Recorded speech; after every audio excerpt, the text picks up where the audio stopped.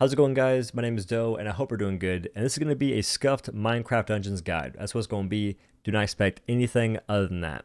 And to get things started, I want to say that Minecraft Dungeons is a dungeon crawler, sort of like games such as Diablo and Path of Exile. Kind of, from what I've heard.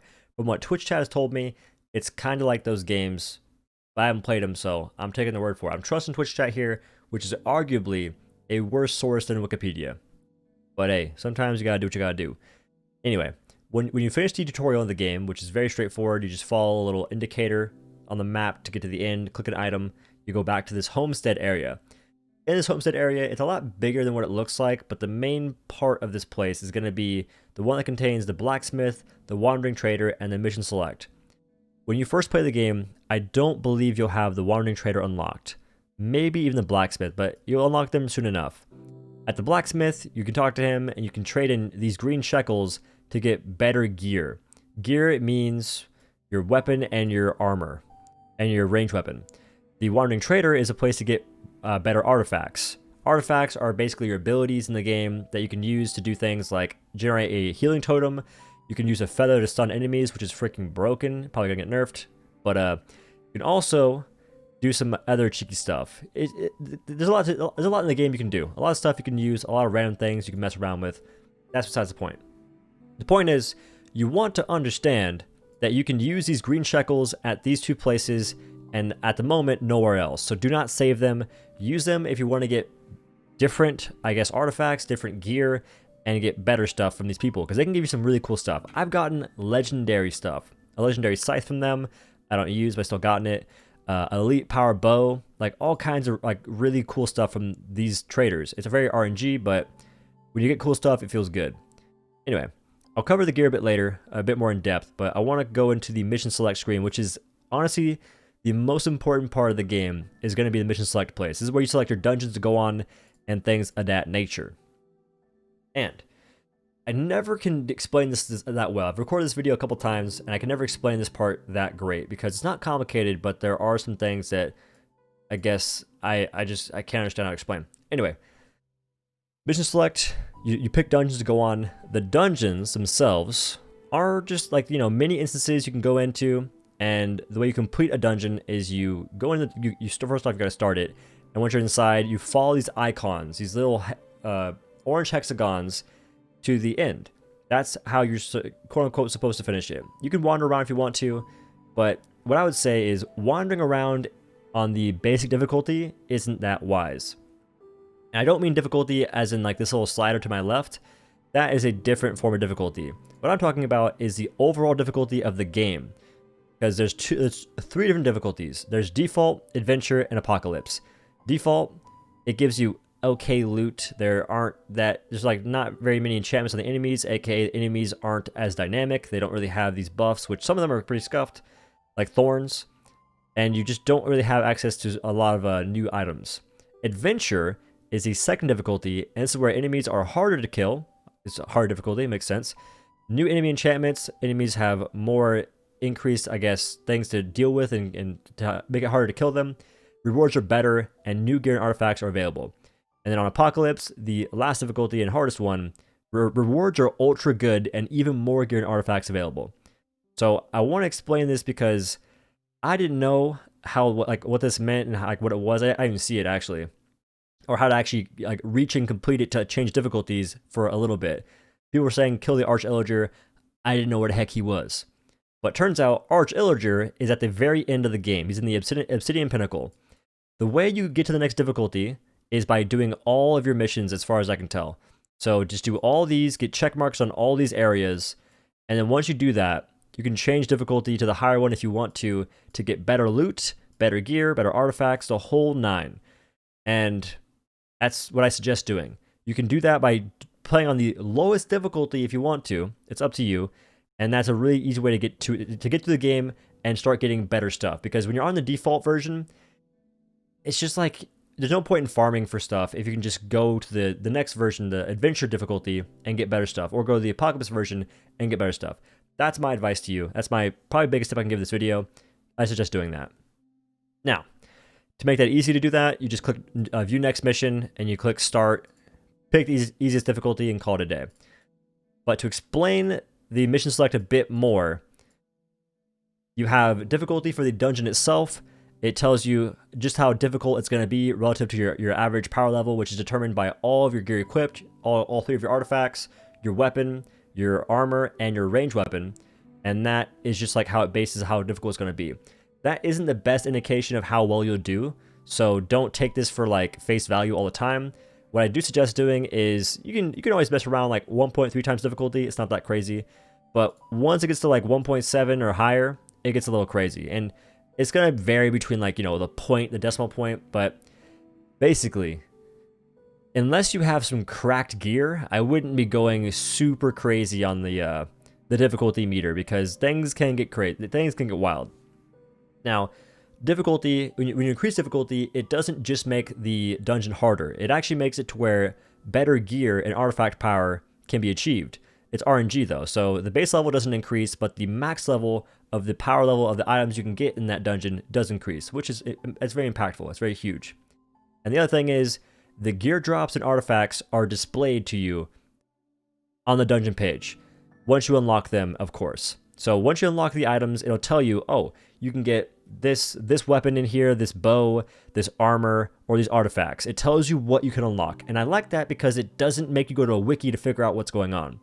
That's a huge aspect to me that some games are adopting, and it makes it nice. I don't have to go Google stuff like, oh, where's a ghost cloak spawn? Like, just tell me. So I appreciate this UI a freaking lot. So the dungeons, pretty straightforward. They're pretty nice. They're pretty fun to play through. I think that the last dungeon in the whole mix, the Obsidian Pinnacle, that boss reminds me of WildStar, man. Like I say that in a couple of videos, but it reminds me of one of the fights in there that I can't remember. But it's just like this giant laser that rotates. You have to survive it. Some of these fights, you'll figure out that you want to have certain weapons to handle certain bosses, like having a ranged weapon or having a certain artifact to make a certain fight easier. That will come down to just sort of playing it through or looking up guides on that. But I might explain that in future videos if y'all tend to like this video. But moving forward, let's go and explain the gear real quick, because gear is the whole reason you're doing this stuff. The main like loop of this game is you do dungeons on a certain difficulty, you get armor, and then you do dungeons on a hard difficulty to get better armor. It's like the loot goblin code right there. It's just you keep going after the loot, man. Just keep trying to grind the loot, get better at it, get more power, basically. So this game really struck a chord on my loot goblin violin. It made it really fun. It made it really enjoyable to just grind the gear. And the gear is kind of cool. You have an assortment of weapons to play. I don't have every weapon because I salvage a lot of stuff. Salvaging weapons gives you these green shekels. I don't know the name of them. There's probably like a freaking hidden lore name, or actually an open lore name in like Minecraft that I'm just not aware of. But you salvage weapons you don't want to use, and that can give you more shekels that you can spend at the blacksmith and wandering trader, like I said earlier. But the weapons have their own sort of playstyle. It's not super crazy. Like, I'd say like the thing that determines your playstyle is like the armor you're wearing and your artifacts, and then like kind of your weapons. But it's mostly this stuff. Now your weapons, your armor, and your ranged weapons will have these unique effects. So in this case, I have a unique claymore. I get leeches health from mobs and powerful pushback. The leeches health from mobs is the legendary effect because it's got like a little orange hexagon around, orange hexagon around it, and that's freaking sick. Like that, I get freaking life leech. The other thing about this weapon and all weapons is you get enchantments. So this is a weapon I already chose my enchantments for, but let's look at a weapon I haven't chosen anything for yet. So this frost scythe, I have a choice between these enchantments and these enchantments, and you'll see that on this weapon, I have 2 slots that have enchantment selections available, and on a lower level weapon, I only have 1. And this is pretty much, I believe, due to the fact that I've increased difficulty from default to adventure. So this is one of the aspects where increasing difficulty will give you just cooler stuff to mess with. I get more variety from my weapon because of that. But in any case, the way you get these enchantments is by using your swirly dust, your purple swirly dust. Again, I do not know the name. I apologize. And this is gotten from getting a higher level. You get 1 for each level, and you can spend it to upgrade and get different enchantments. And when you pick an enchantment, it costs a different price each time. So it's like the first upgrade 1, second is like 2, and the third's like 3 or 4 or something like that. If it's a more intense sort of enchantment, it'll cost more. But the biggest thing to understand from this is you can spend these willy-nilly. Like, honestly, you can spend them however you want to. Pick the freaking enchantments you want to use. Don't just pick dumb stuff. But even if you do, the worst case scenario is you lose the weapon. You always retain the swirly dust. Like, if you salvage a weapon, which I won't do because I like this bow a lot, but when you salvage it, you'll get back whatever investment you put on the enchantments. So I'd get back 1 for my supercharge enchantment and 1 for my growing enchantment. And to learn what these all do, you can just click the freaking item and then go over what the enchantment says. I will say for enchantments, there are 2 I wouldn't take, like just like straight up I wouldn't take. I don't like them that much personally. And that's going to be burning. Burning and I think fire trail, where like when you dodge, you lose behind a fire trail. They aren't very effective if you ask me. There's much better options if you get them. So that's the gear. And I guess I'll explain the artifacts real quick. Artifacts, again, are just abilities. You can bind them however you want to. Mine are set to like 1, 2, and 3 on the keyboard. And I have a healing totem, which I think is sick. Like I love like healing auras in games. I don't know why. It's really sick. I have a feather that stuns enemies. This is broken. I'm gonna get a fat nerf. Like, it's a 3.2 second stun duration and a 3 second cooldown. It's not balanced, but whatever.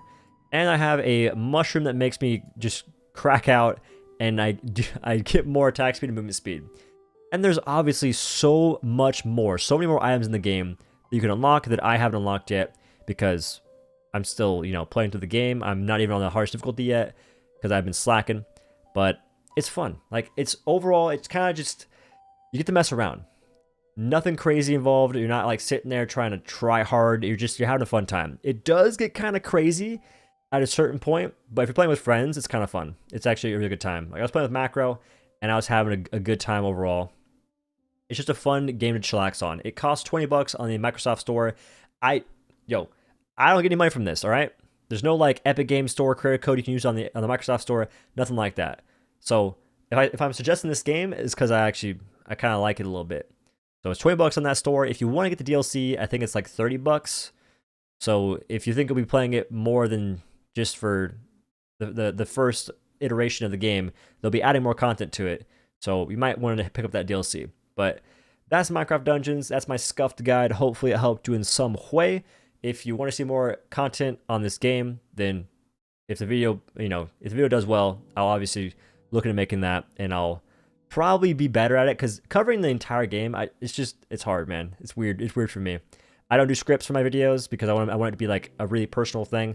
But that is the guide. Hopefully you guys liked it, and hopefully you guys enjoyed it. If you did, leave a like, and I'll see you guys in the next one. Peace.